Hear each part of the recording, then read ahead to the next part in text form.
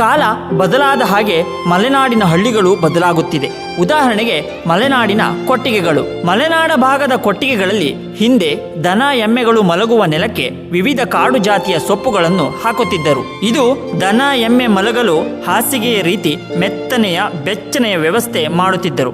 ನಂತರ ಸಗಣಿ ಗಂಜಲದೊಂದಿಗೆ ಬೆರೆತು ಉತ್ತಮ ಗೊಬ್ಬರಕ್ಕೆ ಅಣಿಯಾಗುತ್ತಿತ್ತು. ತಿಂಗಳಿಗೋ 2 ತಿಂಗಳಿಗೋ ಒಮ್ಮೆ ಕೊಟ್ಟಿಗೆಯ ತುಳುಕಲು ತೆಗೆಯಬೇಕು ಎಂಬ ಭಾಷೆ ಎಲ್ಲೆಡೆ ಹರಿದಾಡುತ್ತಿತ್ತು.